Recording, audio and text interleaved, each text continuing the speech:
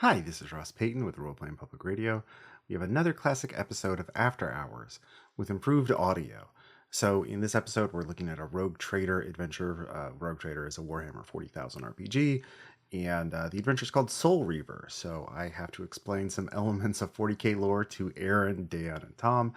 We're also looking at random tables in Mutant Chronicles, System Failure, Immortal, the Invisible War, and some fan-created tables for Warhammer Fantasy. So yeah, just a lot of critical failures, and it's a very fun episode of After Hours, so I hope you enjoy it. I do want to mention some RPPR news.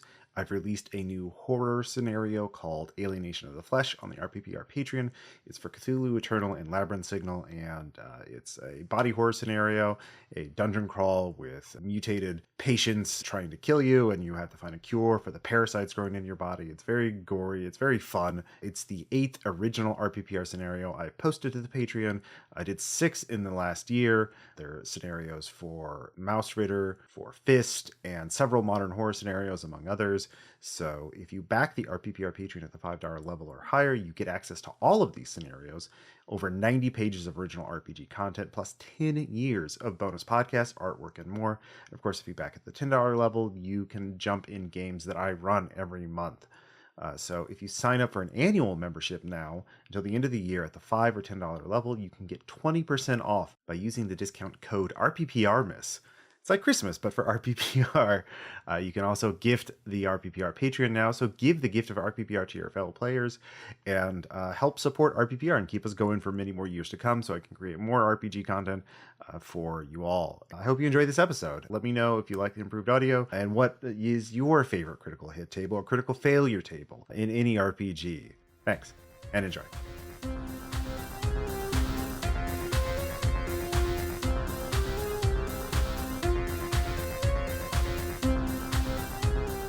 Hey, this is Ross Payton. Role Playing Public Radio. We're not playing anything. Fuck. Good way to start, Ross. RPPR After Hours, Critical Grimdark Failures. Which that was a failure on Ross's part. It was. This is a good portent. The good portent of things to come for this episode. You guys are for quality. I'm joined here by Aaron, Tom, and Dan. Hi. Hello. Caleb is busy with real life. So this is a great opportunity for us to talk about Palladium, among other things. He's not going to scream every time. He's downgraded. No, he won't stay. He will just get in his car and leave.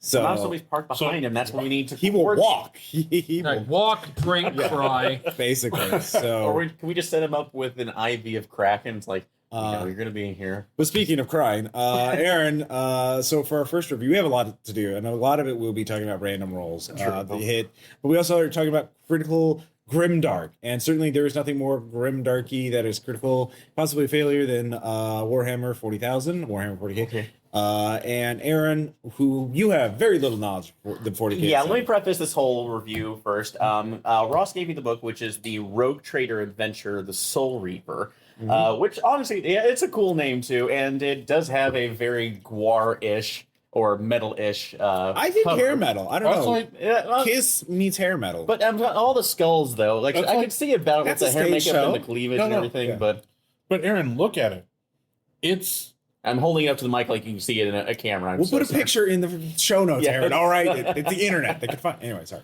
Go ahead. It's like the metal album cover for Bleach. The anime. It is. Look at it. I can see that. Like Bleach meets Slayer. I could probably see that. So it's the hell Bleach movie was that I an never watched. I missed. But in any case, as we're going to preface this, I have very little knowledge of the overall lore of Warhammer 40k, but not for lack of trying. I heard a little bit about it, I think, almost over 5 years ago, and tried to read a little bit of it off of the wikis and stuff. And quickly became cross-eyed about what I saw. I even found one of the PDFs for the book. Became equally cross-eyed with what I saw. And this is saying something because we all have a collection of Eclipse Phase books that have probably an equal amount of lore, but not even close. Well, okay. Well, no. Not even close. Okay, no. But at least I'm going to say it's. You have no idea. It's still written in such a way, though. Yeah. That you can actually look up things fairly easily, or they're easily integratable into what you're doing. I have gotten through about halfway of this adventure book before I finally had to put down or start skimming because I could not take it as more because it is, and this is coming from somebody who I've read Wheel of Time and enjoyed it. I'm a person who likes descriptive authors who go into grand detail.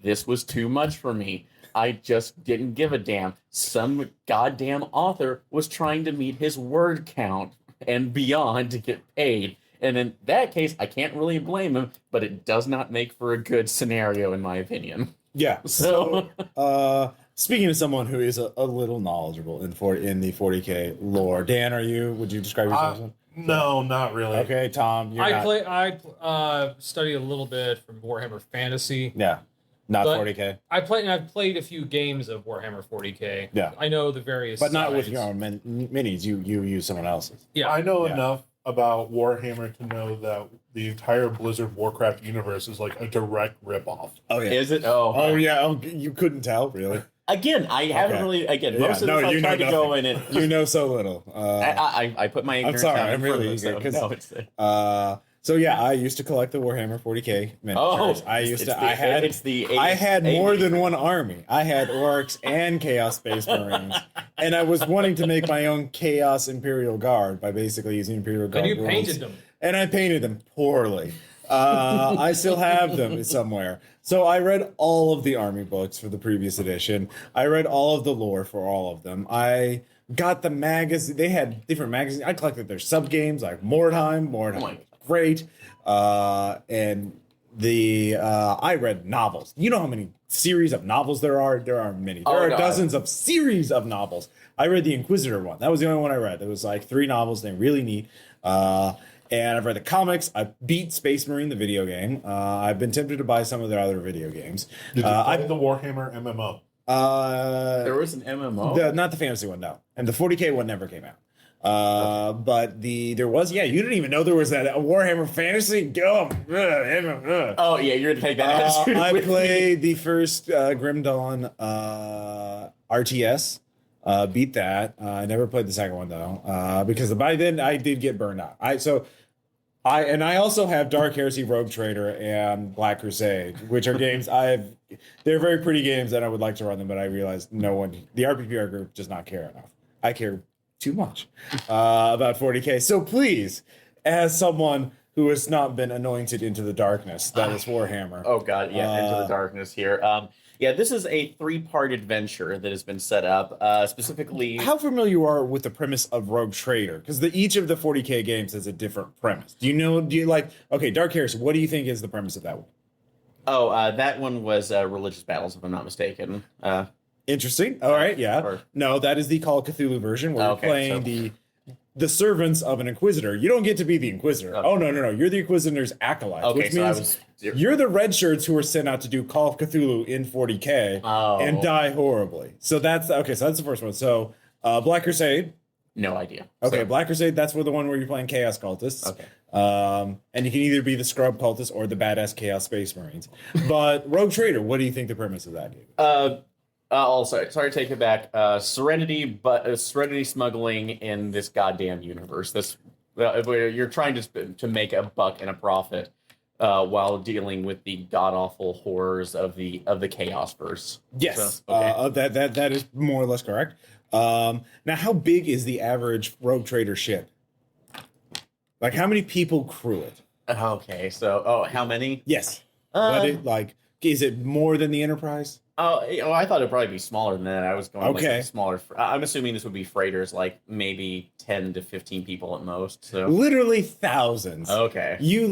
People live and are born and die on these ships. Like generation ships? Yes. Well, no, they use warp space, which is terrible. I was reading a little bit about that, and the guy was saying, like, God, there's things hiding in this other dimension you don't want to mess with. Everything. It is called Grimdark for a reason. Everything is fucking terrible. Well, come on, Warhammer 40K is like, it's just nothing but war. It's nothing but war and chaos. And it's a theocracy and it's fascistic. And you're trying to make money. It. And the people, they fucking love or they hate it. There's no in between. There's no like, God Emperor, It's like, yes, praise the God Emperor. No, I hate the God Emperor. All money for me. Or whatever. No, it's one or the other. People feel very passionately about this. It's important that you understand. Feels very passionate. Yeah, because I'm going to ask you this, Ross, before you get started into the myth of this. what eventually pulled you out of Warhammer? Well, the war game, because no one else would spend hundreds of dollars to buy Really? tiny figures and glue them together and paint them poorly, go pew pew pew at each other. And I didn't want to do it with random guys at the game store because that felt weird. Speaking of somebody that goes to play other games at the game store, That's magic. That's different. no. I'm saying we get a creepy vibe from the people playing Warhammer. Who are sitting over there with their giant setups over here, moving their figurines around. Oh, yeah, and no. you can. I will say this: if you're playing miniature games, that is absolutely fine too. But Just Well, it's don't be also our brand of miniature. don't games. have literally a fortress that you're carrying in 12 luggage bags that are sitting in stacks next to the No, public that part's gaming. not. it was more that they argued and were sore losers like 12-year-olds. What if, a Really? 40-year-old man Some guys were in their 40s.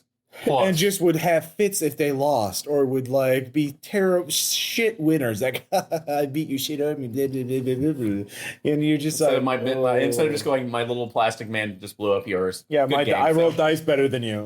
But it still comes down to dice. Yeah, and well, it's also about min-maxing because there's always rules exploits and like what's the best combo. So you have to spend hundreds, and like Magic, only to spend hundreds of dollars and hours putting it together instead of just buying a card. Yeah, as opposed to Magic, where you still probably will spending hundreds of dollars, but You don't have to sniff glue. I think that's where HeroClix came in. Like, oh, they're already put together and painted. Yeah. Multiple genres until the market just tanked on Yeah, them. it was great. Great times, good times. And then like the RPGs, no one ever cared enough about the rich lore that is Warhammer 40,000. Rich, rich if you and mean majestic labyrinthine and beautiful. indecipherable. layers within layers. Layers upon layers. It's a rich motherfucking tapestry. Is what I'm saying. Well, Plus, I didn't want to learn a new rule system. Ugh. So effort. well, yeah, 1, 2. Everybody say it together. So So now that we have the proper context, Yeah. please. That is the proper context. Yes. Well, the base of this adventure is that you and your Rogue Trader group are going into it's like the dark web, or it's like the web ways that were corrupted by the Dark Elder. Eldar, sorry. Yeah. Eldar. And you're having to deal with them. And also, if you want to play any, I believe it was like Dark Eldar Conscript or something, they do give you rules for that. But it's the unfortunate thing as I was reading through at least part of this is that it does not, as an adventure, it doesn't really give you a lot of wiggle room because everything is so immaculately detailed about the city, the planet that you're going to, which was the Dark City, the Dark Nexus, what you're supposed to do and how you're supposed to go with it, everything in this is a heist. That your group is set out to steal a ship called the Soul Reaver, which this is in the book. I'm not misquoting this. It says a ship powered by the dead. So Yeah, seems legit. No, that's seems pretty- legit, but seems that you're going into stealing this under the guidance of one of the other Dark Eldar who got kicked out of the guild because, well, apparently they're infighting all the time. You know what, Aaron? You're not convincing me this isn't just the heavy metal 2000 cover of Bleach. Yeah. Honestly. Well, no, it's actually a different. It actually is a different series / movie. I will get that to it in a second. But once in the next part of it, you find out it's a trap on her side. You're betrayed because she's trying to get to the ship herself. You're captured and forced into the pits. Which, where was that name? Yeah, Chapter 2, Blood, Steel, and Sand. This is just turned into that Star Spartacus series. Which is except in space. So I'd watch that. I would play that. but yeah, because this is how it was named. The first chapter, when you're going with, let's see, what was the name of her? Archon Celine Morn, who I believe is the person on the front of the cover, with the weapon that I love the name so much, an electro-corrosive whip. Yeah. It poisons you, paralyzes you, and hurts you all at the same time. Well, corrosive would indicate it's acidic, not poison. But it actually said it poisons. Well, that's it should be the electro-venomous way. I know. I mean, that's just I know. false out. Unless that's part of the strategy. Let's see. Oh, it's a corrosive. I'll get something to protect me against the acid. Here it is. An electro-corrosive whip is a lashing ton of venom-soaked polymer and a high-yield neural electric generator in its handle. The merest touch is painful to the extreme and leaves foes debilitated and enfeebled by both toxin and electric shock. Right, but there's nothing about acidic melting, you know. No. I mean, It sounds cool. It's an ingenious tactic. Like, oh, it's corrosive. I'll get my acid resistance gadget or whatever. But yeah, Surprise poison, motherfucker. exactly. But the first one, the first Laser chapter, bomb which was named Queen of Shadows, you're going under, you're brought in by Morn to steal the ship and are caught because she's trying to get back at Archon Zagrain Cull, who is trying to, from a different sect who betrayed her, and she's trying to get back at him. Right. Second one was Blood, Steel, and Sand, where you're put into the arenas and fighting, and you're trying to figure out a way out. Although they tell you, pretty much the only way that you're going to do this is through a slave revolt. That's the way you're getting out, no questions. And the last one is Maelstrom of Souls, where you escape, try to steal the ship back, and realize that it's gained sentience and is trying to kill everybody because it is literally a ship powered by the souls of the damned. Yeah, I know. Isn't it great? And now, see, ultimately, this is where I bring it up because everything in this whole thing, the weird planets, the odd hyperspace or faster than light travel, everything else here, because I told this to Tom, these Dark Eldar are the necromongers from it's like Chronicles of Riddick. This is basically just Chronicles of Riddick, the game. Everything's inexplicably powered by the dead. Aaron, you're ranting. The tone of your rant makes it sound like no one should ever touch this ever, but you keep saying words that make me want to play. That's your choice. Now, I'm kind of surprised you didn't bring up the first thing that I thought you would. Well, because I did read, I read it too. I especially read the ending, and one of the things is main themes in Rogue Trader is, you know, how do you make money and making money, profit. So at the end of the game, you had the characters a lot of choices they could make about how they're going to make their money. And one of them is actually, oh, we took over the port. Let's reinstate slavery, dude, guys, and just start selling. I just wasn't surprised by that point. I'm just sitting here going, yeah. We can be slaves. That just seems commonplace. Well, also in the fact that, where was it? Talking about the different places on the Nexus of Shadows, which was the main world set here. I love that they give you the different areas. The Galen Spear, which was apparently just this moon that everything that was built, that the Dark Nexus was built around. Yeah. The discovery by the Cabal and the Shadow of Thorns. And then, of course, just all it says, a center for slavery. Yeah. A center for slavery, not the center for slavery. It's just another one. We just put it in. It's like a Starbucks. There's trillions of humans alone. Yeah, see, there's going to be some slavery going on. Oh yeah. So, these are the Dark Eldar, but also, and believe it or not, the Dark Eldar are actually equivalent to elves. I'm sure. You know what I like about the Tyranids? Yeah, they don't bother with anything. Oh, and I know you said it was actually part of the original setting as well. I just found it hilarious when talking about the Eldar that they all came from the Bane city that fell was called Camorra, and I sat there reading it going, I know you want me to think you're really clever. I just can't find the energy to do it. Sorry. It's not coming. I really wanted to. But overall, yeah, it's, again, I only got about halfway through just because it is just so dense and it really feels like somebody is just trying to meet their word count. And it is sad because there are interesting things in here, but anytime I get kind of invested, like, oh, this character right here has interesting background, it just merges into the backstory of 5 different other characters or settings, and I immediately feel my gaze starting to my focus starting to blur.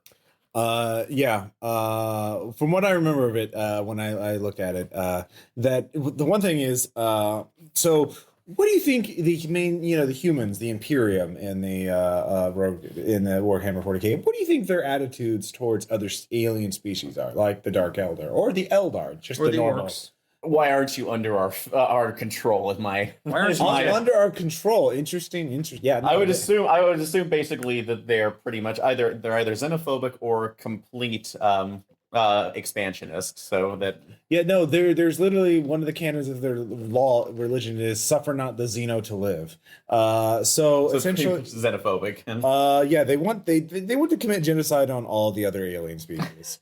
And even the more mutated humans are like, maybe we should kill them all. No, the one thing I do understand from Warhammer is that everybody is a jerk. Nobody is spared. You pretty much are all assholes. You got that right. No. I And how? know. I remember that we talked about doing a Rogue Trader game briefly. Yeah.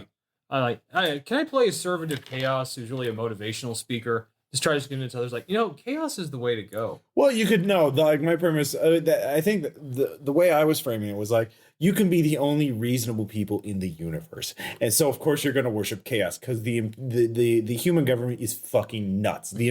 Like die for your undead god emperor. Who sits mostly more machine than man upon his immortal golden throne. And oh shit! It's in the canon, fucking Phyrexians from Magic. The canon of the good guys, the humans, but the emperor is basically mortally wounded. The only thing that keeps him alive is the golden throne. And in order to keep the golden throne working, you need to, use fuel. The fuel, human psychics. It eats the souls of well, they're not damned. They're damned when they get their souls. We might as well just say the same thing. It's just all the same. It's all the same cordwood. So, and the way it's written is that there are thousands have to die every single day to keep the emperor alive. To keep the emperor alive. And so there are these ships that roam the universe, just like go to a planet. Oh, we'll take all your psychics off your hands and then ship them back to Earth so they can be fed to the emperor. And that the emperor is essentially a giant lighthouse for warp. He sends out this astral beacon that enables humans to travel through warp space. So that's why interstellar travel is possible. Because of one douchebag on a throne. Yeah, well, he's a really awesome douchebag. And to the humans, he is God. He is not a god, he is God. And Emperor Warp Speed. And also to go back about navigation, I actually, since I have Rogue Trader right here, I looked up the stats for some of the vessels, like the standard vessels you can start with. The smallest one, it weighs 9 megatons. That would be 9 million tons, and is 2.25 kilometers long, and has a crew of 20,000.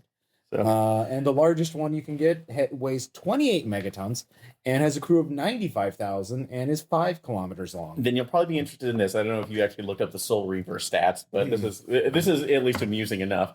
Hull, cruiser, class, unknown. Dimensions, 6.6 kilometers long, approximately 1.6 kilometers beam. Mass, 30 megatons. Crew, unknown. Acceleration, 17 gravities max sustainable acceleration. The Soul Reaver is a massive ship made of psychically resonant material and inhabited by countless thousands of raging spirits, corrupted by its time adrift in the warp and its tenure at the dark centerpiece of the Nexus of Shadows. Guided, if not truly controlled, by the furious furious efforts of the fallen Archon Zaragon Kull, the Soul Reaver lashes out at all vessels around it indiscriminately. It is not truly a Dark Elder vessel, but has been modified to incorporate some of their technologies, and the blast of materialized hate that it fires counts as phantom lances. And I also love this. The crew, it has this. The crew of the dead.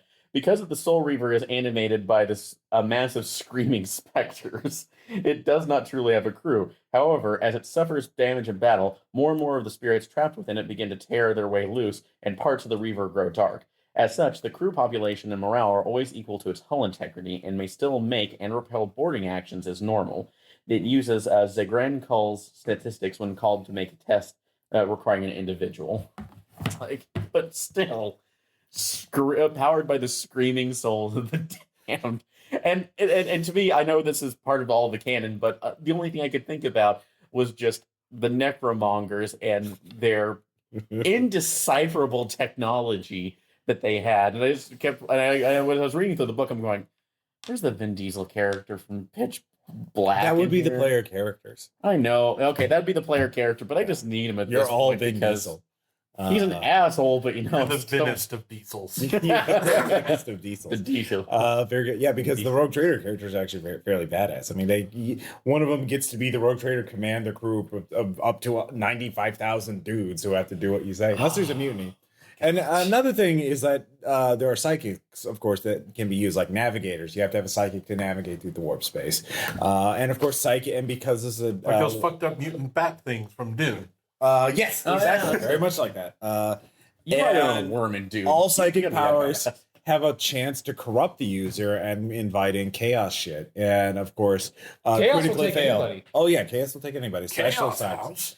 Who's that? So psychic, you're basically dependent on a mutant blind guy to navigate through the warp space, which is basically the Doom hellscape, or whichever dimension that the and if he crit fails Event a check, Horizon went through, his head could explode and you'd be trapped in warp space. And this is how interstellar travel and commerce is done.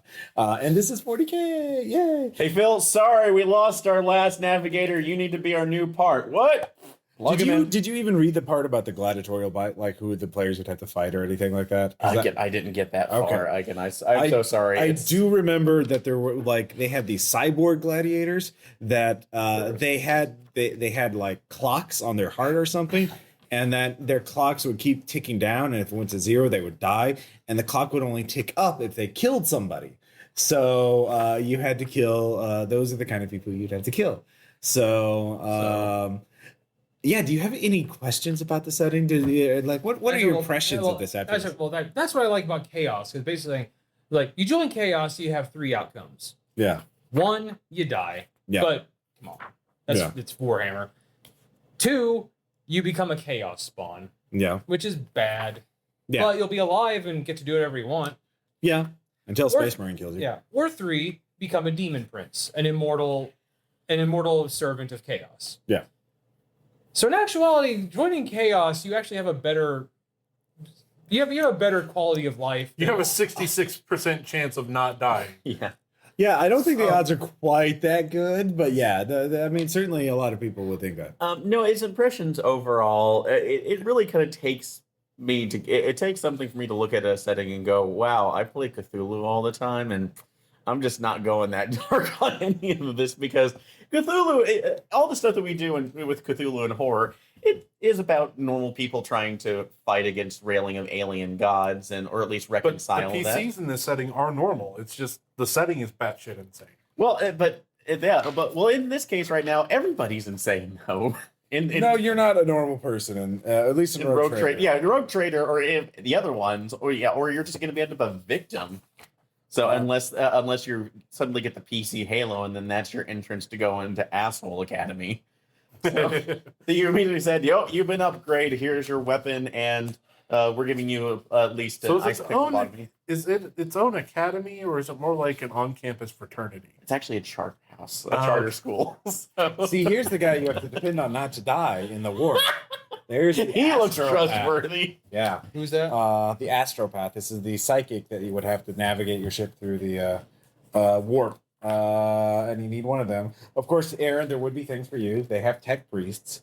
Tech priests. Which actually, I did see somebody with that costume this year at Gen Con. So yeah. I think that was from, do you know how technology is viewed in the 40K universe? No. I tried so hard initially on that one. It's a religion. It's the only other religion allowed in the universe other than in the human empire other than God Emperor worship. They worship the machine god on Mars. That's where they're based. There's a literal machine god. And so was it literally in a sense an AI that passed the singularity? It's kind of vague. It's probably a bit. Is it a werestorm? It could be. Is it a werestorm on Mars? I think it might actually be a Necron. It's not a Necron.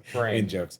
But it's a religion, and so they don't study and learn things. They learn rituals, and like they just learn they fix machines by rote memorization. And sometimes those rituals don't work out, so they think. So it's just literally learning lines of code, essentially. Yeah.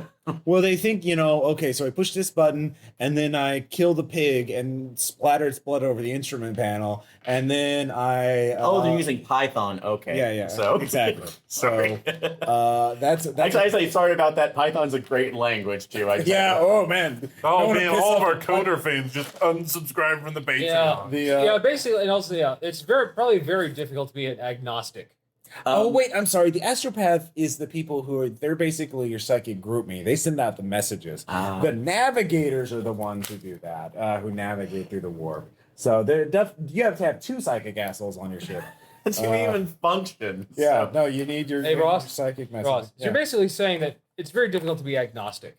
Oh yeah, no, there are little gods out there. There's also orcs, of course. There are orcs. That's a whole different bag of. But in all seriousness, with looking at the scenario and what I've read at least so far, Warhammer, I could see it being, if you like it, that's absolutely fine, because there is so much material to look into, but that does enrich it. But for me, I even trying to look at it a little bit, I went, I just can't see the appeal of it, at least on my side. One, because it seems like it's one of those game systems where you immediately enter it and everything is against you. Oh, yeah. Basically, and it's even more of the universe is out to kill you. Yeah. But it instead of just basically like in Cthulhu, you're just getting caught in the maelstrom. It seems to have put an active target on your back, and you're just trying to escape it 24/7. The critical hit tables are fun too, and we'll get into that in the fantasy. Well, yeah, actually, Warhammer 40K is a lot like StarCraft, except there's no sane people. Well, StarCraft ripped off Warhammer, Oh, yeah. and also everything else like Aliens and that's pretty nice. much every major sci-fi franchise. Oh, Because yeah, the no, Protoss are totally not the Eldar. Totally not. Well, yeah, And the Zerg are totally not the Tyranids. Right. No, it's well, and to be fair, Warhammer ripped off Aliens, so for the Tyranids. So. It's a great big cycle of ripping each Oh no! other off. You have to remember the old addendum here. Good artists borrow, great artists steal. So, So you two, you've been listening to this review of the Soul Reaver I've adventure. been making comments. Okay, I know. We But do you have both any questions for Aaron about it? Do you have any comments? Like, Honestly, Ross, if you ever get Rogue Trader together, I'll play it. Like I will fork the persona of Kuthin from the New World game into the Rogue Trader setting, and I think I'll get along just fine. well, I would actually. Oh, be interested- I couldn't be Vashik for that. No, I'm just saying. No. I could totally asshole my way Balgrim. I through. could totally be Balgrim. you could. There was actually one kind of scenario that I would be interested in seeing, Yeah. which would be kind of a home. If you're, I don't know if you're familiar with the RTS game Homeworld. I've heard that it is a title for an RTS game. Yes, it is a title Okay. for an RTS game. It was an actual game. Yeah, baseline is the long and short of that is that you're playing members of a species who found out that that they actually were descended from a group of intergalactic settlers who were marooned on this one planet and bound together to. So they were intergalactic, then they were planetary. Yes.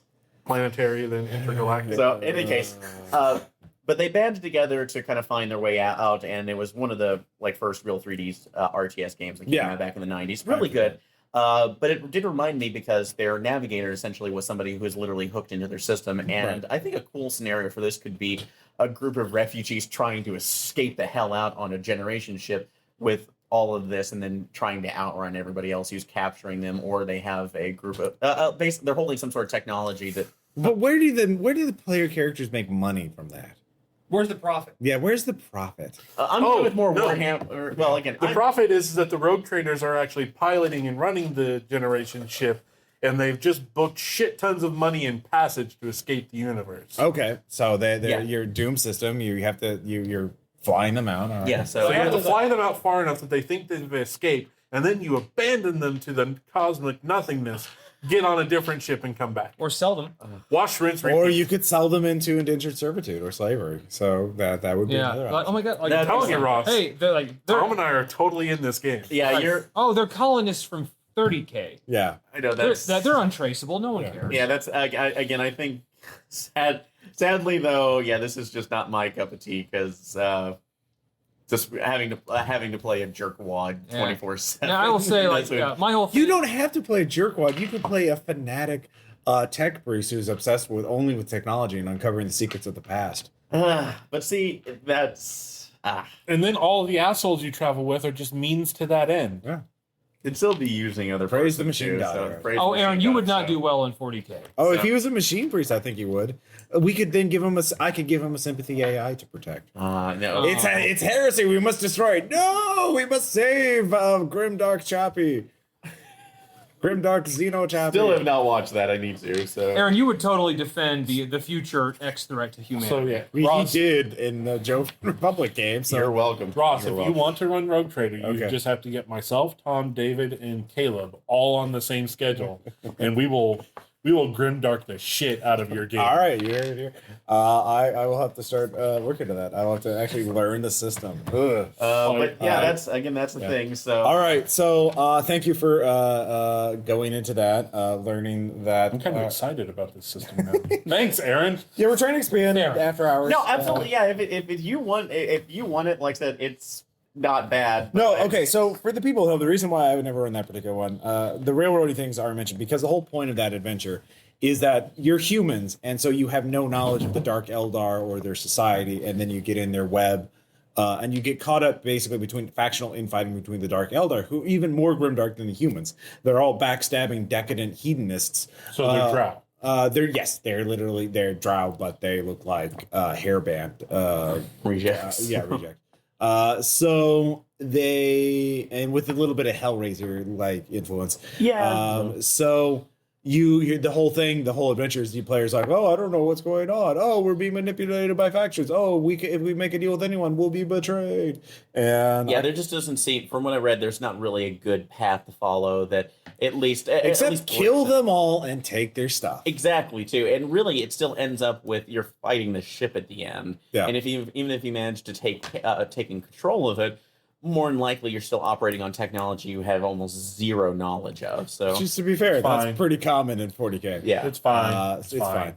So yeah, just give into the hate, Aaron. Give into the darkness. Let the hate flow. Let the hate flow into you. It's worth fate points. They actually have fate points in the system. It's a different, you mostly spend them to not die. That's how they work, and they work differently than.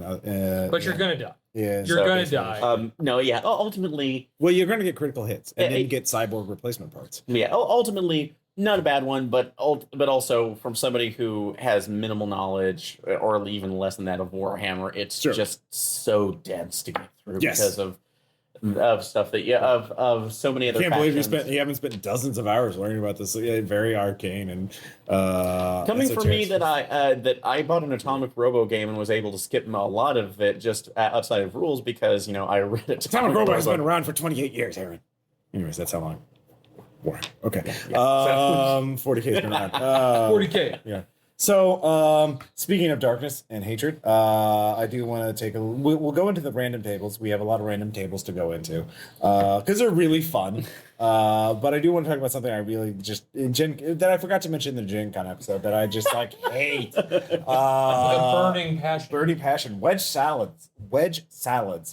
What the fuck? Look this up later. Who made these up? Why do they exist? Yeah, I just there's a chicken salad. I'll order that, even though it's like $12 or whatever. It was fucking something slightly more hotel healthy-ish. restaurant. Yeah, it was hotel restaurant price, and I'm like, oh, nice chicken salad would be nice. It's a fucking head of lettuce that they cut the center out of, and they dump stuff in, and they didn't even put that much salad dressing in it. It tasted like lettuce. Like it was just fucking lettuce. Lettuce goes with stuff. It's not the meal itself. Exactly, and. Oh. Yeah, exactly. All right, come on. I didn't. Sad. Yeah, that's a wedge salad. Yes, that's what I had. Oh. It's just what the fuck? Why?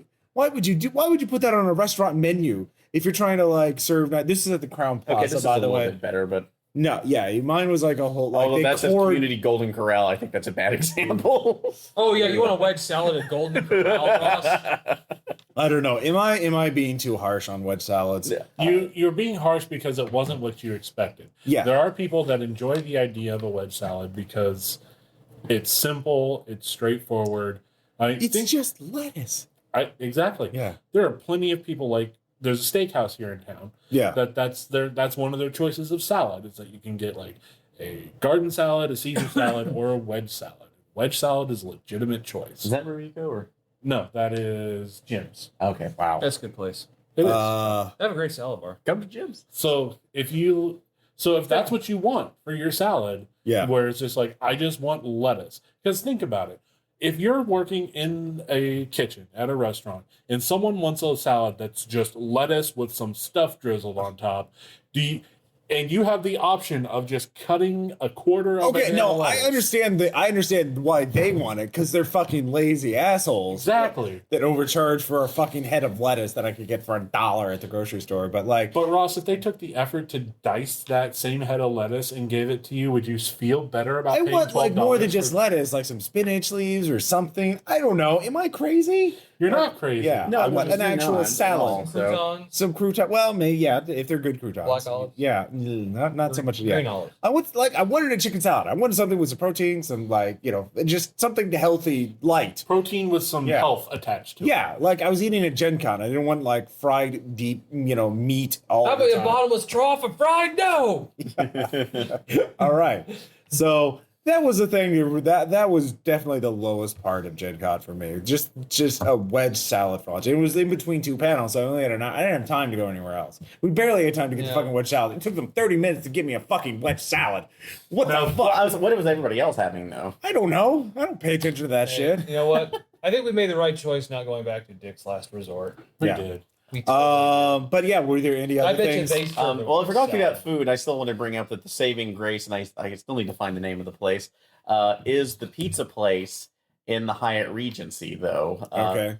That's- Well, I thought you liked that. oh no, I'm saying that's the saving grace. Oh, of yeah, food. yeah. yeah. That's and especially because Pizza's good. yeah. In addition to what we, But we're not talking about that. We're talking about hate. Things Yeah. grimdark. Oh, yeah, I hate Yeah. digging Bad things about Gen Con. What was the thing that angered? Like, this angered me irrationally. well, Dan and I have. if there's some- nothing else, Dan that's and I fine. We have can move on to the something- random tables. Dan and I have something, but it probably shouldn't be. You're said. too nice. You're too good of a person. I'll do, say- I'll do we fucking want say do we it. want to say it? I'll say it. We'll say it together. Just on No, boy. you. No, We're talking about food. again, I touched on this on the Gen Con episode. Oh, did you and on your side? we Okay. recorded it last week, guys. Yeah. And I'll have you listeners on the Patreon feed know I still have yet to hear back from them about getting the login credentials I need to get on the website to confirm that I ran the games that I did at Gen Con. There you go. Yeah, and Here we are. I don't think I talked about it, but just my side of it pretty much was similar to Dan's. Is that there was a massive lack of communication.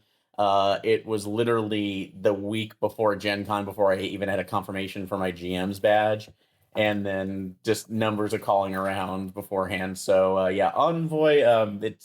If they want to continue on with it, at least the RPG side, they need to get on the ball, because for people who like us who have run games in the past or even starting to now, for new people, it's a very poor system. Yeah, you're being too nice to him. Anyways. No, it was fucking awful. Yeah. Like, it's bad enough that I will probably not run official games for Gen Con next year if I have to deal with Envoy. I know I'm saying that now. A year from now, I'll probably recant, or probably at some point they will make amends, and I will give them another chance. But by God, I have this little corner of internet podium, and I'm going to spew my hate from it. There you go. Give it to it. And yeah, I just don't understand.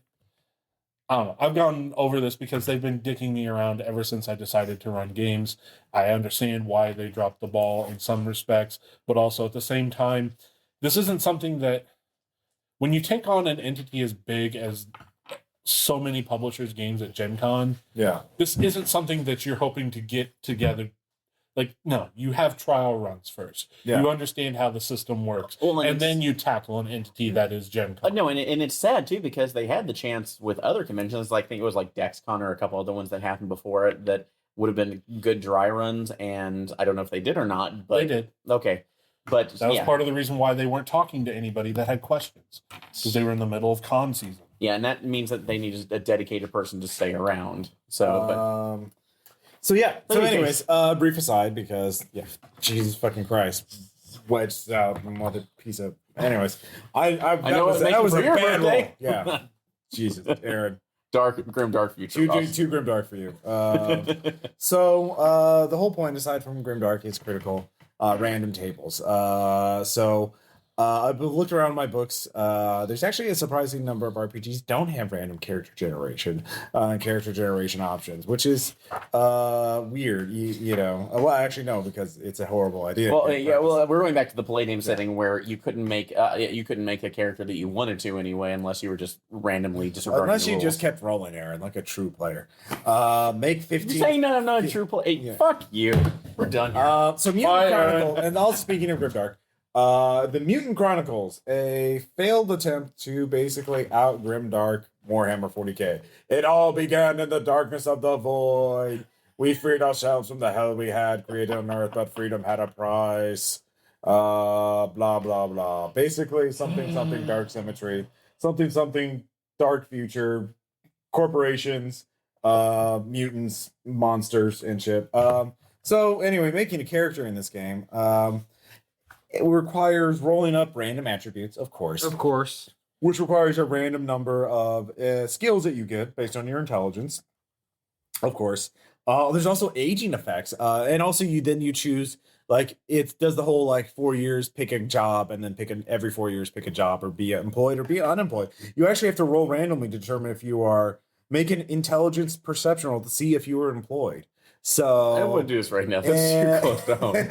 And if you're unemployed, well, you get skill picks if you're unemployed, but you get to keep doing that. But the thing is, if you go over, there are aging effects. If you can't just keep racking up careers to get more skill points without aging effects. You know when the aging effects start in Mutant Chronicles? At 12? 27. Wow. And then it maxes out at 51. The average life expectancy is 40 years old in Mutant Chronicles. They have a very tough fucking life. Wow, God, we're back in ye old olden days. Yeah, apparently. They have medical, But medical and system then that bad. if you're employed, you have to choose a job. Most of the jobs have requirements you may not be able to make. You know, you could be a lawyer or a criminal or a student. And then, of course, the setting is all about shooting monsters while wearing giant shoulder pads. I don't know how much being a reporter is going to help with that. But the real joy in this... Camera mounts on your shoulder pads. Oh, man, damn. Or if you're doing a lawyer, this is basically the lost level of Ace Attorney. Now, the thing that drew my eyes is that they have event tables, adolescence events and special events.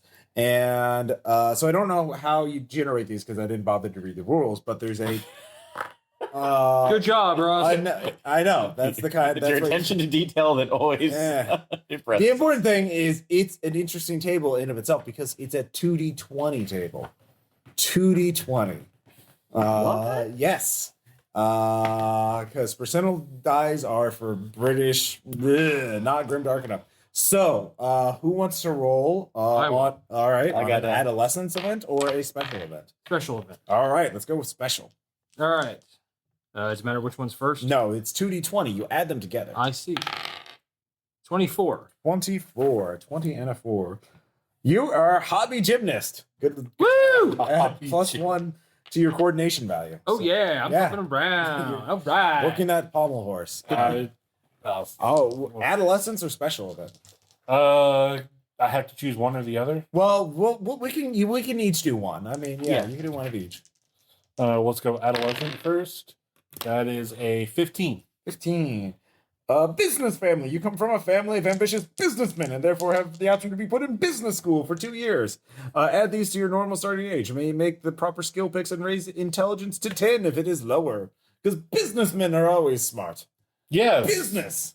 Yes. You're from a family of businessmen. It's the entire family is men. Couldn't be men. All right, what's your special event? To do in even 20.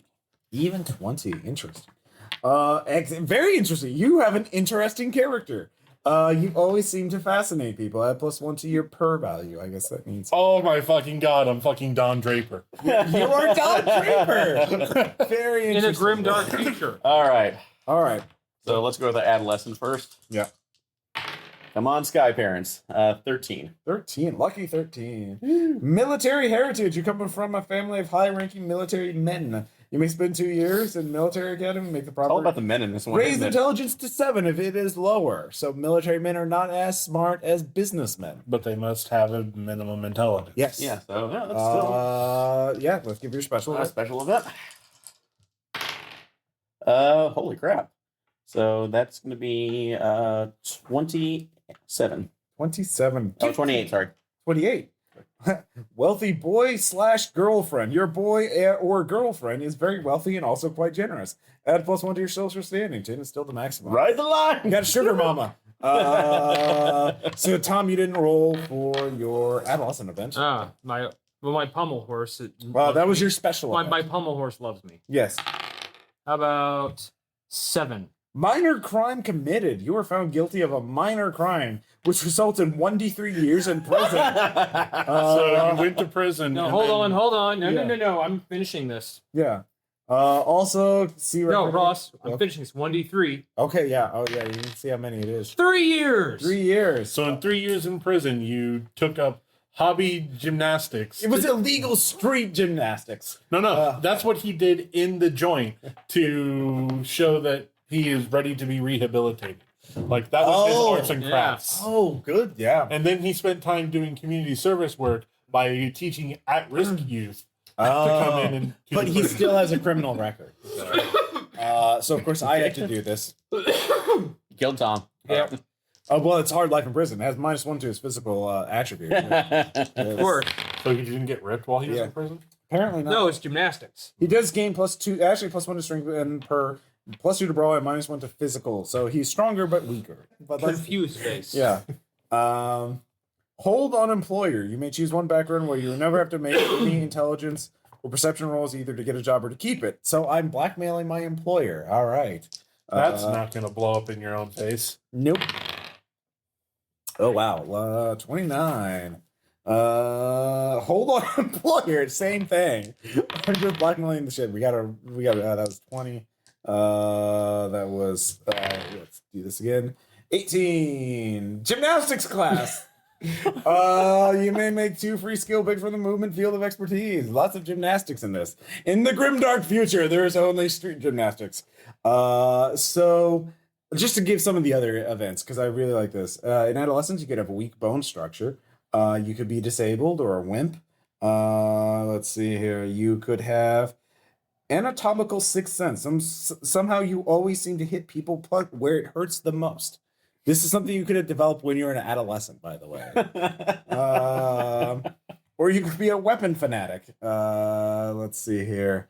Or an apprentice scientist. That's good. And then, or commando training. You were picked by corporations to have 4 years of commando training. That's what. Commando. But in special events, you could have a bone disease. You could have bonitis. Or My only regret is that I have bonitis. You could also get a speeding ticket, which results in a criminal record. You could be fired for the job.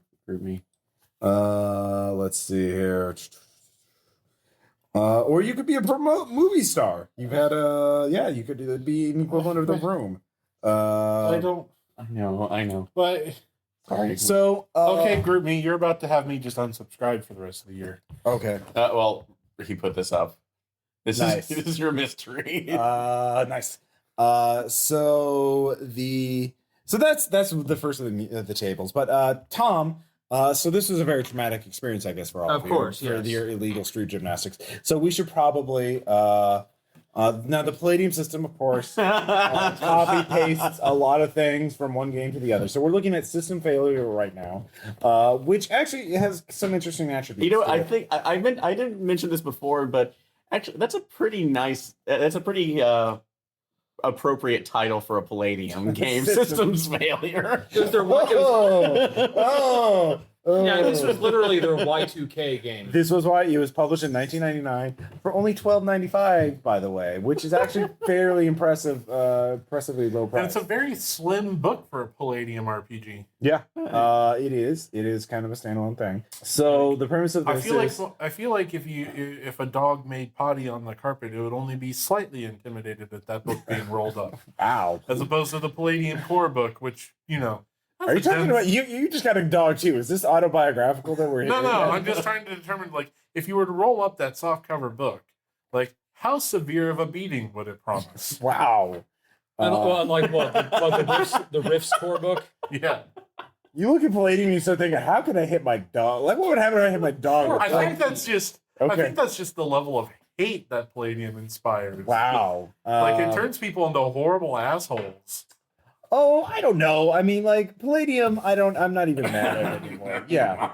No, the game that turns people into horrible assholes, I think, it actually is a game that play a lot of D&D, because I think there's a lot of people who just play D&D and then they get super elitist about it, and then they never play Especially about the version that you're playing. Exactly, the edition wars. That's what makes people an asshole. There's only one edition of Palladium, and there's nothing. Is that what makes it perfect, Ross?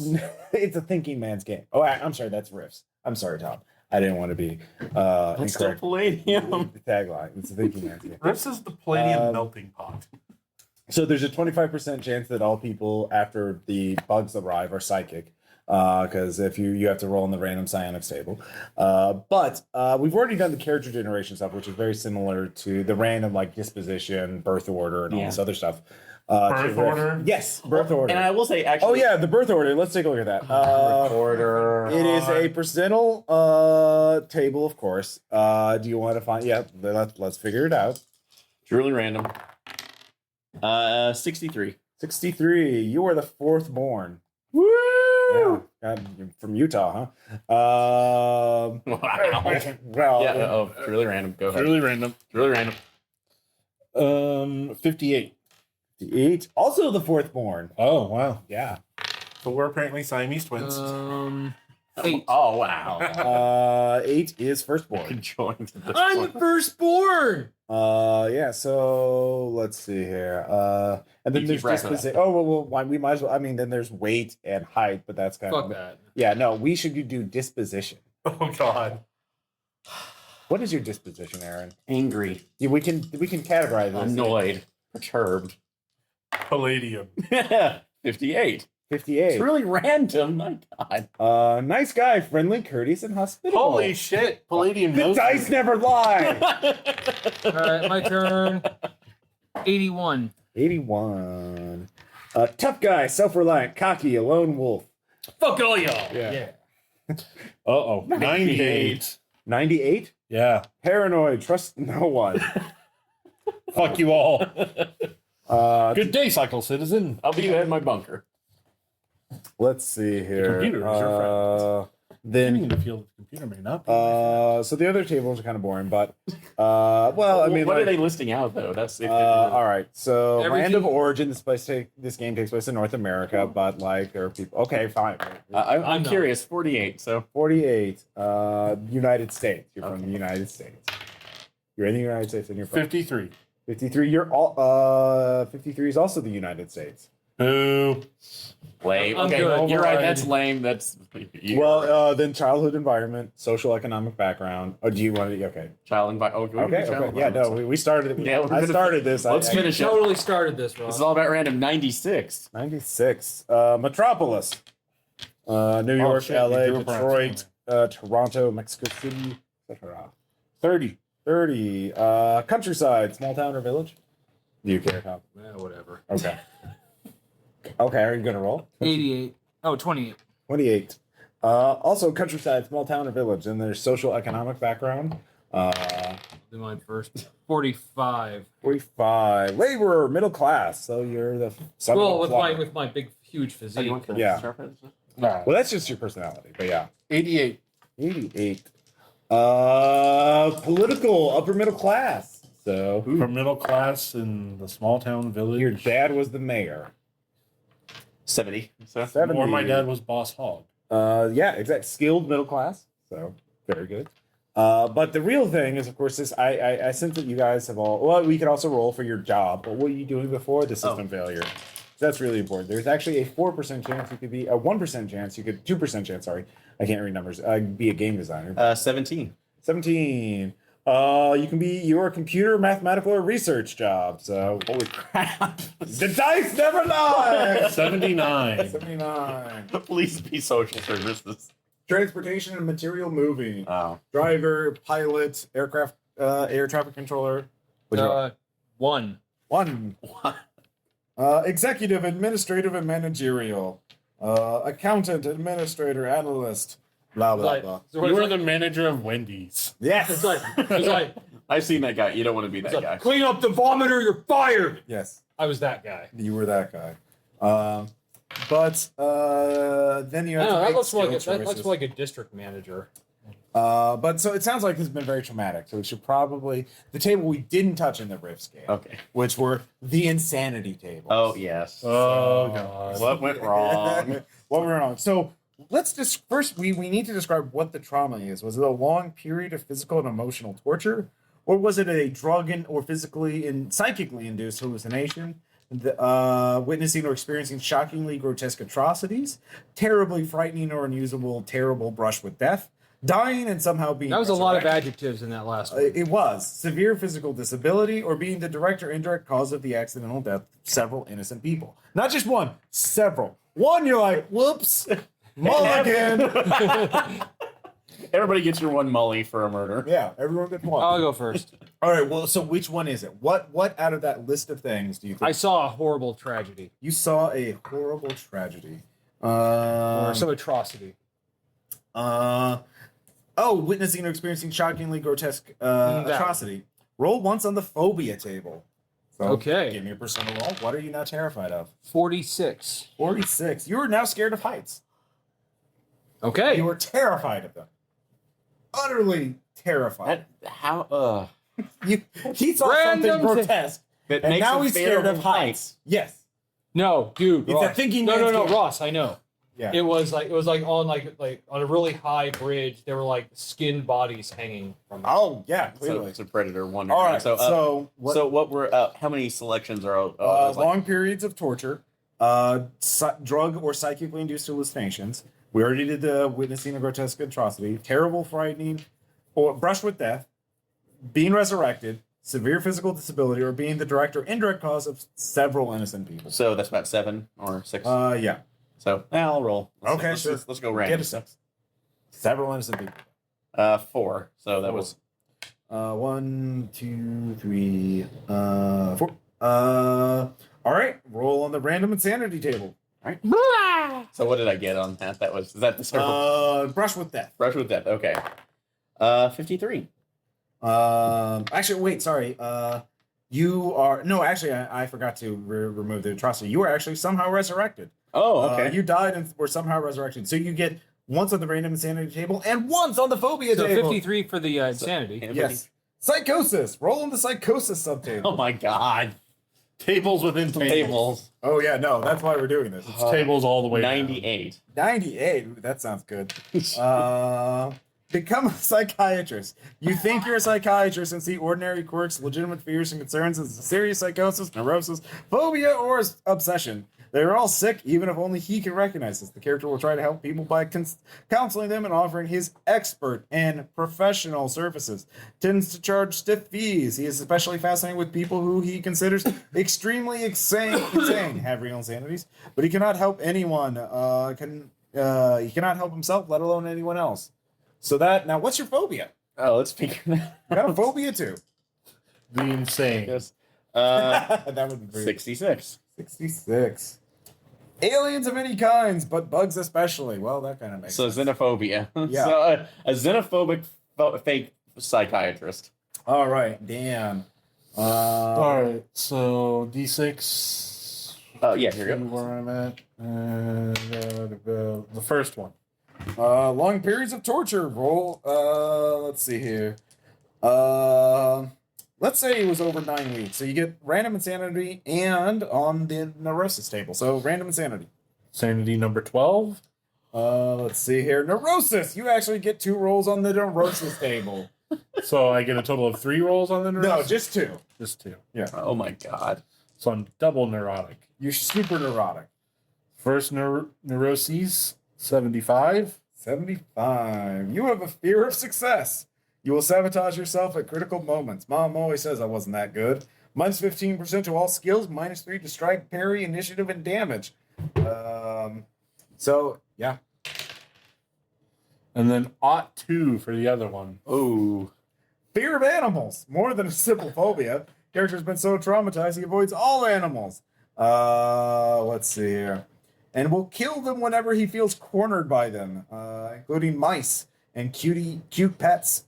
Insects, fish, sea life, and humanoids, i.e. the bugs, are not included in this. I swear the schnauzer was coming for me. So they have a phobia outside of the phobia table. Yeah, so... Damn it.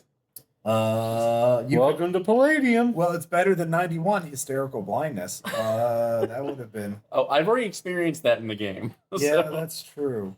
And certainly out of the psychosis table, Aaron, you kind of lucked out. It got off easy. I know. You didn't get Jekyll and Hyde syndrome, Superman syndrome. You think you're God syndrome, fascination with death in all its forms. Let's see here. Mindless aggression. That's yeah. And then nobody rolled on the random obsession table. No, we'll roll one just to see. Oh yeah, no, we should roll one on each of them. Let's see, 92. All right, random crime busting. So vigilante. You're Batman. Vigilante psychologist, fake psychologist. You're Dawn of Justice Batman. And I think the only one we haven't rolled on yet is affective disorder. 25 on affective disorder. Disgusted by anything sticky and will go to great lengths to avoid touching it. That's everybody, though. Yeah. Well, that's what happens when you get tortured for several weeks. Wow, 99. For which one? Obsession or affective disorder? Affective disorder. 99. Intimidated by spoken language. Cannot speak meaningful sentences. What? Must use sign language or written communication. Has difficulty understanding long sentences. This is how insanity works. And that, you could have gotten that by getting a severe physical disability. If you break both your legs, you could become terrified of language. Spoken, that is. Fuck you, Palladium. Well, I will give it this. At least it isn't deader that its random tables will again create the 50-foot tall roaming omnibus. Oh, there's a random for when you know what happens when you encounter your phobia, like you had the fear of heights. Yeah. Go ahead and roll, see what happens if you encounter it. 61. 61. Run away at top speed. Run away! Except I can't say run away, can I? No, it's not. Other options are fall unconscious for 2d4 minutes, or of course it has to be random amount of time. I mean, it can't Can not it be a one? It has to be no, it's 2d4, Tom. Okay, Jesus. Or you could be paralyzed with fear. You can only whimper, sob, and scream. You cannot fight, use skills, or move in any way until the object of the fear is removed or destroyed, or he is dragged away. Until height is destroyed. Yeah, or until it's removed. Other things you can get a phobia of include water, dogs. Let's see here. Open spaces, cyborgs. Let's see here. Anything. Wait, this is a game that doesn't have cyborgs. Well, that's the one you want to roll on, isn't it? Actually, no, including an Organotech battlesuit. That's not in here either. It is. Organic? No, that's in the Splicers game. It's in this. Palladium, everything exists. They've mentioned it, Tom. So, look, battlesuits. Oh, because there's a gear table. It's a Palladium game. They have gear tables. Of course because of course they Let's do. see here. Hospital doctors. Let's see here. Strangers. Slimes and gooey substances. That would have been terrible if you had gotten the phobia for reptiles. That would have been. I quit. I quit. Yeah. We've been traumatized, but that's okay. I think Because we're going to the next level. Because we're going to transcend the mortal bonds. we are because this is a game that we got from a listener that I think goes by the Dread Gazebo, and he sent us up a whole stack of books.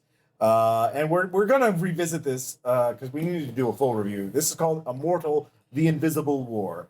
Would someone like to describe the cover for the listeners at home? 80s. Really? It's got more of a 90s new agey vibe. Yeah. The hair's too big to be 90s. It could just be a throwback. They are immortal. Tom. Early Are 90s. damn- Early 90s. Early 90s, late 80s, yeah. But it is a woman in a Circus du Soleil kind of like... That would looks actually more like a motorcycle midriff Yeah. biker. Yeah, this is basically the new age person who's rolling into Sturgis versus the full Okay. Cirque du Soleil outfit. So Okay. And there's like a cosmic background, and there's these little classy things. Well, because I was actually They're like gates. Oh, they're gates. because I was actually going through the history. Yeah. And apparently, like, the first creatures to become immortal in this game were dinosaurs. is that why she's Some of them. summoning the dinosaurs? Or do they The become- stellar? They become humanoid dinosaurs. So that is why there's that Oh, dinosaur. there's a dinosaur in the The star. the dinosaur constellation. Oh, that's so. it's layers upon layers. Layers, many layers. Very Guys, you were nice. okay, I'm feeling a little low because you told me this was like Highlanders Immortals. That, Well, you can kill other immortals in this to steal their something to level. so we can say we're princes of the universe. I don't know. I skimmed it. No man can be our equal. No man can't be our equal. I want to play the song, but I don't want us to get tagged Dude, for it. it's basically a World of Darkness heartbreaker. Like they trying so hard to be a World of Darkness type game because there's like different groups of immortals, each with their own stereotype, with their own special Different powers. I do have a question though with With Heartbreaker weird because I haven't names. heard of that system. So Huh? Heartbreaker. No, that's a term in the RPG industry. Like fantasy Oh, okay. heartbreaker is like when someone tries to make Dungeons and Dragons but with cat folk or something. Okay, You so know, like, oh, I'm gonna make a new game. It's gonna be a universal system, but better. It's based on D20. okay, so that's what they're talking about. Yeah, Heartbreaker. yeah. Okay. So heartbreakers are just like you break your heart because you're like, oh, he's trying. You know, it's, Look at him. Bless he's you. gonna spend He's all. like a puppy with no legs. He's trying his oh, best. so No, hard. he's that. Okay. He's that Yeah. puppy at the. No problem. I was not aware of that particular term. So. Yeah. It was coined around 10 years ago by the Forge folks, and it's just so many people get into RPG design, and all they want to do is remake the one game that they they brought play. them in. So Yeah, and so this is people who've only played World of Darkness, and they want to remake the World of Darkness. And so I guess we're getting a little into a full review. We could do multiple episodes just on this game. It's like 300 pages or it's almost 200 pages or 300 pages. Just going to a random section. I first noticed this serenade combat. That's a section. It's not what you think it means. I don't know what a serenade is. That's something. But Well, above it, then is how taint is applied. That is a subheading. Well, you had me at hello, but I bet you it's not going to be. When an actor rolls a null on any hostile while playing a serenade, he will gather taint. If he is rolling 3 hostiles at the time and rolls 3 nulls, he will gain 3 taint. Taint always accumulates first in the halo color, which has the most motes. If the persona has more red motes than green. All right. We'll revisit this. No. Maybe not with you there. No, we're going. This is too rich of a book to not go over this is more. going into continuum levels. Oh yeah, here. no. But there are random tables in it, so that's what we're going for. Let's just. I just had to take a little brief rest stop along the way because it was so good. You damaged Dan. All right. Those were words. They were words. And they tried to convey a meaning, They did. And they failed. but there wasn't one. Oh, I'm sure there was a meaning, but you have to learn their secret handshake. No. Those words are without meaning. They took meaning out of the universe by being spoken aloud. The universe makes less sense now because Ross read that piece of information. Serenade combat. I can't even call it. How will we know how taint is applied? Taint application is an important topic. Taint is applied when someone achieves a headshot. You know what Taint. actually has Apply happened? directly to the We're going to go over the forehead. World of Taint apply Darkness directly to the aspect. forehead. What literally just happened is you were reading out of Grimoire. Other people, Dan is trying to awake, but but some part of him is rejecting it. But no, it very much is. It does have that World of Darkness vibe because they have so many fucking specific terms like incantation and halos and motes and blah blah blah that they're ripping off. Well, now But this is making me glad I never played World of Darkness. All right, fair enough. But the random tables they have apparently there are the immortals that have ranks, I guess levels or whatever, and the part of this is that they get these taboos that give them limitations on what they can or can't do, and they're ranked from rank 1 to rank 5, and so there's a 100 D100 table for each rank. So we'll just go up. Who wants to roll for a taboo? Sure, Rank I'll do it. All right. Just so I can be done, and then zone out and not go insane. Right? Okay. And this is done. Go, give me So a are we number. rolling one for on each type of taboo? They're done by ranks. So rank 1 to rank 5. What rank do you want to go for? Let's start with rank 5. All right, yeah, big damn heroes. All right. Give me a roll. 15. 15. The Immortal's image remains indelibly etched in any mirror he has looked into. So is it He ruins any mirror. He looks into it, his image is always staring out no matter what. I kind of like, what are the logistics of that? Like, what qualifies as a mirror? And like, at what part, like, is it as soon as he enters the brain field? Does he have to stop and look at himself and then it like flash freezes? Or is it just a blur like every single frame? So when he walks in front of a mirror, it just turns into this collage of him walking. What's going to happen? Yeah, if you're going like in a literal hall of mirrors at a or it's like going to fucking Funhouse. ruin thousands of dollars. Or no, he goes into the Gap to look at something, and he comes out every other time. Marge, somebody vandalized the mirrors again. We can't get the paint off. Painted that poofy-haired woman. I think it's moving. I don't understand this. Is this a Or you special walk in effect? front of like the JW Marriott when you go to Indy. Yeah, Just ruin the whole goddamn building. yeah, exactly. Yeah, you're right. Do they have to focus or does it capture images? I assume part of the settings that they have to remain hidden from mainstream society. How do you did do you it read with- that, Tom, or anything?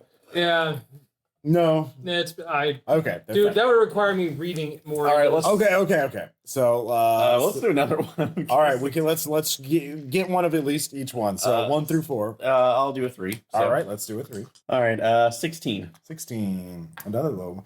Birds near the immortal speak the immortal's thoughts.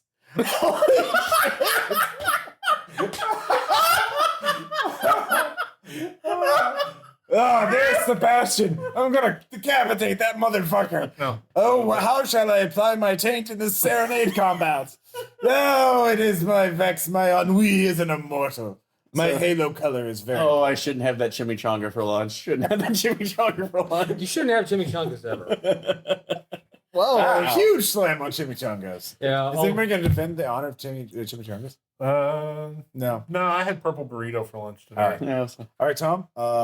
Let's see. You can do 4, a 2, or a 1. All right. 4, All right. 8. That's 3. a 93. Oh, 93. God damn, I can barely read those. Yeah. 93. Mortals can hear the immortal's thought if he is thinking about them.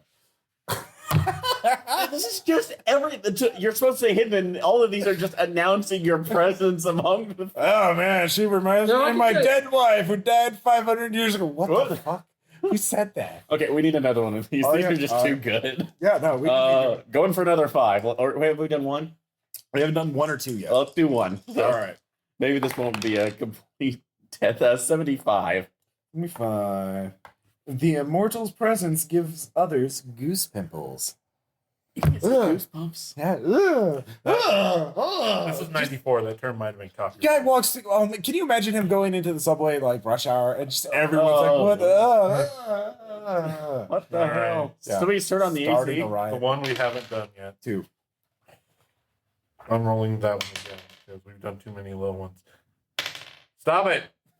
It's right. Sharp edge. That's one. It's a different table. It'll have a different result. 41. 41. Okay. The immortal assumes his Himsati form whenever under the light of the full moon. So he's aware of whatever. Yeah, he's aware, whatever. God damn it. Under the light. Of We need to figure out what that form is. Well, it probably varies depending on your halo color. Oh, for fuck's sake. There's actually an adventure with NPCs cast. In the back. So there's one guy who is Himsati form is a cobra. Another one, and that is Lach. Yeah, I don't know.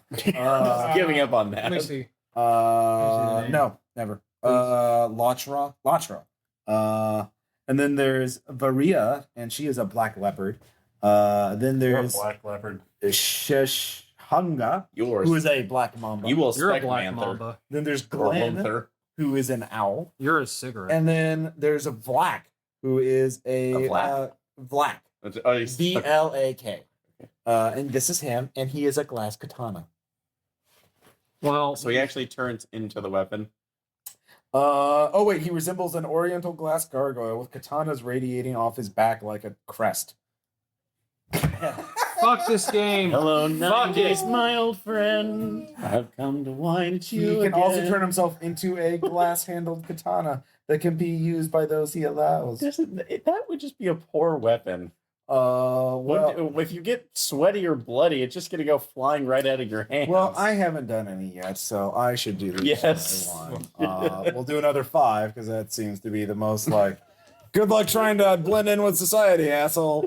So that's a 54, and the presence of a certain plant, metal, or stone repels the immortal. Well, that's kind of that's lame. That's kinda- fucking kryptonite. yeah. Let's try another one. Let's see here. Wow. The immortal can only eat human flesh. All right. So you're Let's try cool. again. So, All right. let's see. 9. Hot 9. Let's see here. The immortal can only eat carrion. 93. Oh, The immortal is constantly transforming either entirely or merely parts of his body. So you become a monster that cannot. You become a yeah, shock. truly random. 2. Ought to. Machines will not work for the immortal without the use of a serenade. Sing the machines to life, Aaron.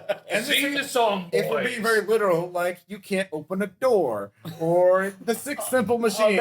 that's still going a little far. Well, that's a literal definition of machine. Good luck doing anything ever. With an My favorite still is remaining the birds, just calling out your thoughts at random. Let's see here. Wow, I'm looking at some of these at the lower level ones are become pretty like a 95 to 96 on rank 3. The immortal can only go to sleep if sung to. Well, wait, couldn't he actually just listen to a tape? You would think, but probably not. This is certainly not that. I'm sure there's a halo color component of Oh, yeah. someone singing to you that makes it personal and allows you to relax. Yep. Damn it. I'm learning the rules. There you Shit. go. No. Get it out. All right, so we'll stop. Give me the lobotomy I hooks. guess Okay, there's okay, another okay. one where a rubber tire follows you around and talks to you. Oh, God.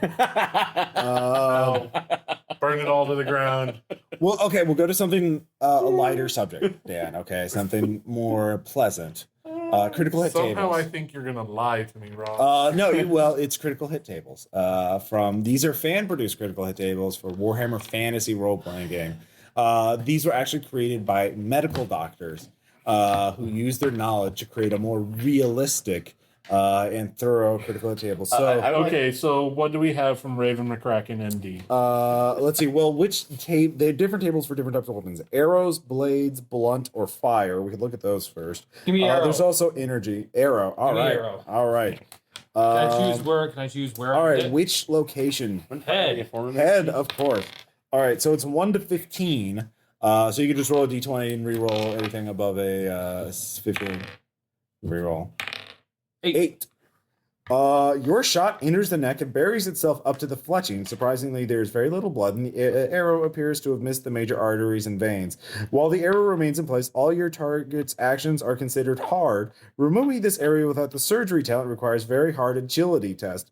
Failing this test inflicts an additional strength 3 hit to the victim and opens an artery, causing the victim to lose 2 wounds each round until magical mundane healing is obtained. If your target survives this experience, he must pass a hard willpower test or gain 1 insanity point. So, you get an arrow stuck in your neck up to the throat. But Or up to the I love fletching. it. Tell you, but so I could literally do the thing from Sin City. Hey, Yeah, exactly. Except you probably be gurgling on your blood. All right, who wants to go next? Sure. So let's Arrow, blade, blunt, fire, or energy, I think? energy. So Energy. Ooh. Energy. All right, what location? uh Let's see, we have legs, head, body, or arms. body. So Body. All right, give me something from 1 to 15. 15. 3. 3. Probably not that bad. Yeah. A ball of fire impacts against your target. And this is body. Yes. Ball of fire impacts against your target's belly, stunning him until the end of the next turn. So pretty Got good, off yeah. pretty easy. So They're pretty. Yeah, it's pretty much the higher the number, the worse it is. Blunt to the legs. Blunt to the legs. Blunt legs. All right. it's 1 die. oh yeah. Here. It's 1 to you blunt to the legs. 1 is- d15 basically. Yeah. I don't know the system. I don't know how critical hits work in this system. All I know is 15. Basically, yeah, roll that. it's and probably re-roll. like 2d6 plus modifiers or something. Basically, I don't just know. roll that and re-roll 16 through 20. I don't know the system, Dan. I'm not going to learn the system. I just like critical hit tables. That's why we're doing this. Yeah. Is it going to bother you that much, Dan? We don't. I don't know how it works. It's probably derived from other numbers, like the strength of your hit versus 11. 11. Fucking 1d15. Blunt critical hit to the leg at 11. You're. Oh, sorry, that was bladed. I was opening up the wrong one. Blunt. I'm sorry. I was like, it wouldn't cut anything off. Your blow shatters the kneecap. Your opponent drops to the ground, clutching his knees, and his throaty screams echo across the battlefield. He is incapacitated for the remainder of combat, and the pain is so intense he must make an immediate hard willpower check test to avoid losing bladder control. Should your opponent survive and obtain magical or mundane healing, movement is permanently reduced by 1. Good job. Good hit. Wow. I'm going to try fire to the head. Energy to the head. All right. Give me a number. 13. That's not going to be good. It's not going to be good.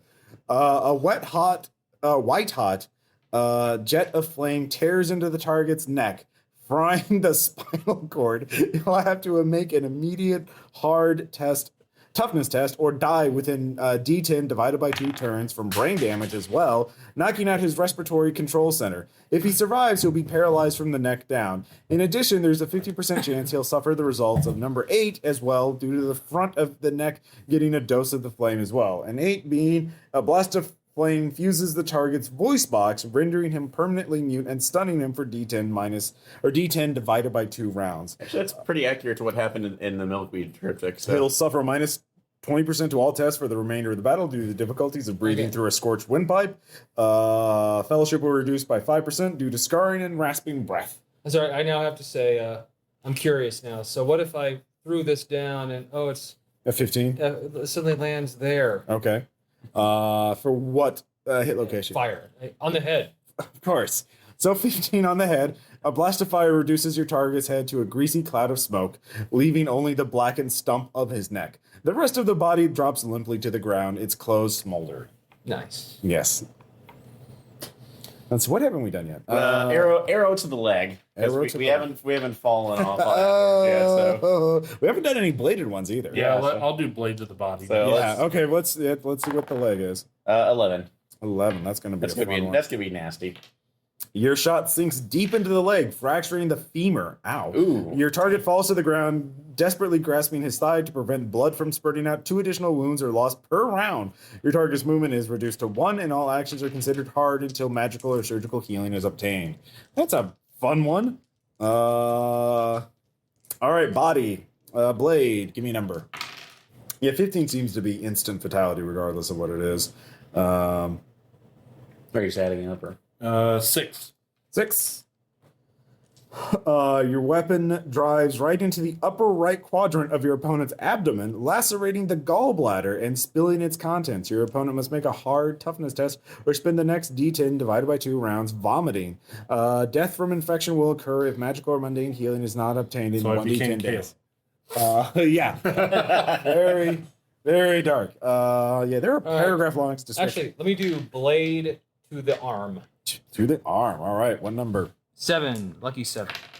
Your weapon slices deep into the forearm of your opponent, severing muscle and tendon, finally lodging between the bones of the forearm. Your opponent may do nothing for the next round except writhe in pain, and you must make an easy strength test to dislodge your weapon. Successfully freeing your weapon causes an additional strength to hit to your opponent.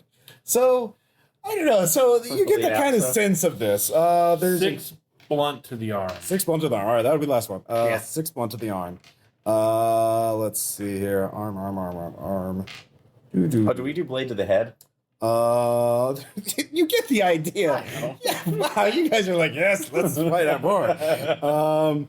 Your weapon smashes into the opponent's fingers. Was it blade or blunt? Blunt. Yeah, blade. Your weapon smashes into the opponent's fingers, fracturing 1d10 divided by 2 of them.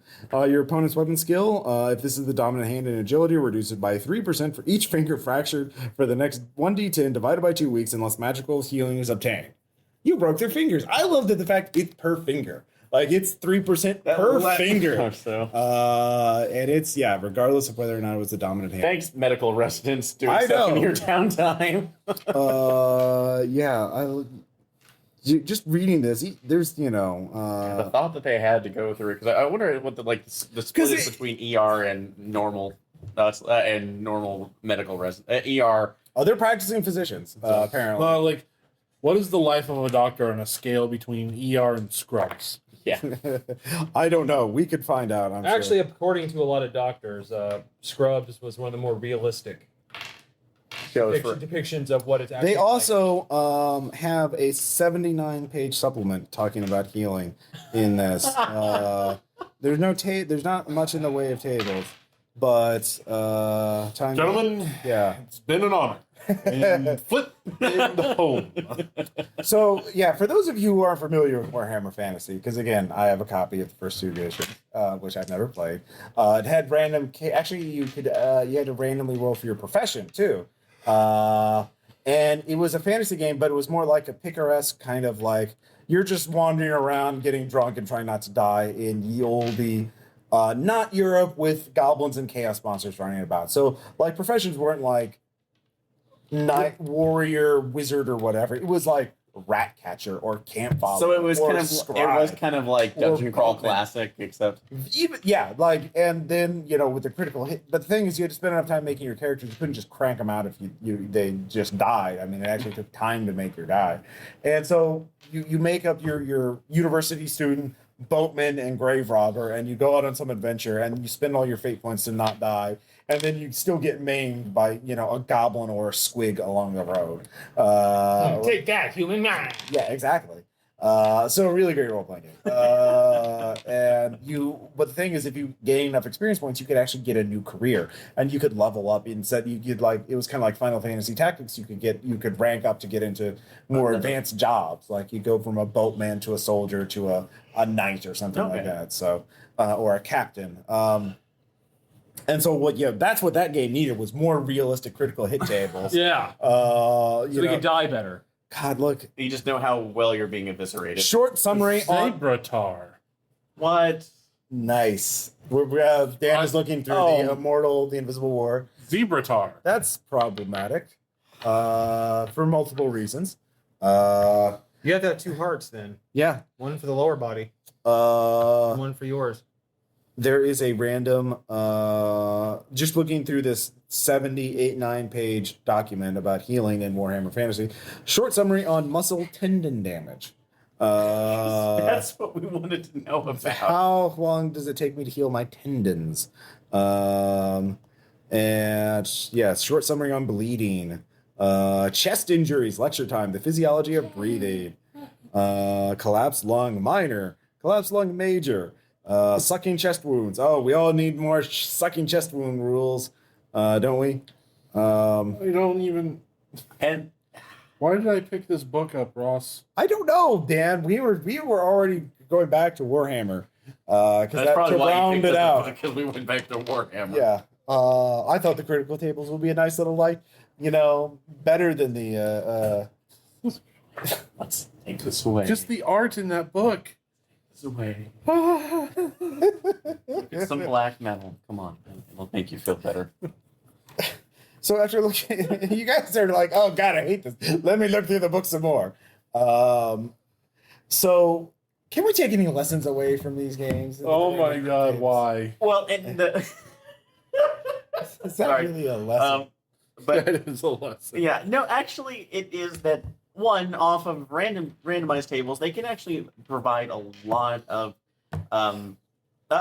excitement to what you're actually to your characters, because bringing back the older example, there is nothing so great as Sky Parents when we were doing Cyberpunk. That was a wonderfully hilarious thing, and I need to see that. that's some tolerance right there. I do. So Do you really need to? Those shoulder pads are quite impressive. They have shoulder. This is the only game I've ever seen with shoulder pads more. I'm talking about Mutant Chronicles, by the way. More impressive than Warhammer 40K. There was one. What game was it that we looked at that the shoulder pads had shoulder pads? I think it was this one. I want to say it was this one. Sorry, I was just wanting to find one piece. I feel like one of the early after hours we reviewed a game where someone's shoulder pads had shoulder pads. I'm just past one piece of art that had really impressive looking shoulder pads as the guy was running out heroically. But lesson we learned: shoulder pads are awesome, apparently. yeah, I mean, look at these shoulder pads. Oh God. Yeah. So, but no, overall, Dude, those are random the tables convenient are shoulder actually good in pads. a way because they add a more of a surprise element for the players, especially if you are doing it correctly in a way where it enhances your character's life. But the problem is with Aaron, a lot of those tables we used had nothing to do with enhancing anyone's life. well, basically enhancing what you want to do with what the character, or at least their position in the world. The problem with most of these, though, is that they go so far over in that's like dictating weird little issues of your life that either you're not going to run into them at all, or they have no effect on the bearing of your current adventure, or they're so debilitating that, such as, birds calling out your inner thoughts at any point, or you're in every mirror. it's still the bears your mechanics image. of the mirror thing. I'm I know. still stuck on that. How the fuck does I that know. work? But Dan, any thoughts on that? No. No. Because the critical hit tables, remember, they apply to the NPCs as well. So it could be really cool to have your player, scar someone's voice box by melting Do it. you need a critical hit table for that though? Or again, this is one of those things. Could that just be handled by decent role playing? I don't know. I mean, sometimes I want to know that I hit someone's gallbladder Well, and cause them to die of an infection in 1 to 5 days. Yeah, but the detailing Yeah. can be nice depending on if you're kind of wanting to add a narrative oomph to your to what has happened to you. But honestly, that's no more than really necessary that you can do on your own. You can probably describe it in equally horrifying terms, despite the fact that it's not really conforming to reality. I mean, paying attention in high school biology will give you enough information as a DM to ad hoc what happens when you stab someone that hard in the chest. Or watch a good rated R action movie. I know, right? Yeah. Oh, so yeah, you- Bastions of Accuracy. So yeah, But- so it's definitely not necessary to have a full med degree on that. Tom, any thoughts on the question of random tables? For not just character generation, but insanity. And no. The thing is, there's a small chance that such a thing could totally enhance a character, like Sky Parents. But it seems more that likely what's going to happen is going to make you want to. It's going to give you something that's going to make you want to. I don't want to play this character anymore. That's true. Yeah, and that's Certainly, if I defaced every single mirror my character ever passed in front of, that might make things a little harder. well, or an example, if you're playing a game that has total randomization for the characters, going back into Palladium, because I remember years ago when we did Tom's TMNT game, and it eventually for Jason it produced Hypno Gull, which was absolutely hilarious. Oh, yes. And wonderful. But on the opposite side, I basically got, at this point, CrossFit Gull, who was basically just super strong and had arms and could basically beat up people. That was his one shtick. Right. And that's the thing about random tables is that, it depends on the player and what kind of game do they want to play. Do you want to play a hyper-realistic game where you have equal chances of being the Ubermensch PC or the GIMP? I mean, if that's the kind of role-playing you want to do, then yeah, random tables with all those options are a wonderful, amazing thing.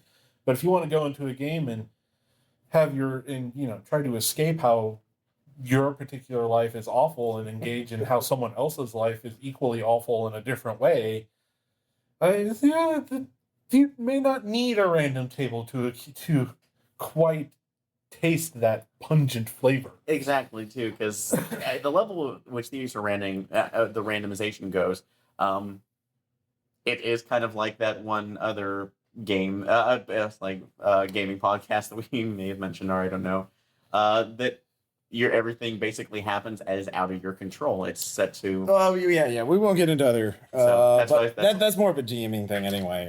That's not Again, even, I think you can't blame random tables. There are no random tables for that. That's just a GM. True, problem. but So- the feeling of it though that you just have little control out of it though is. a But little the bit dice similar. never lie, Aaron. When will you learn this?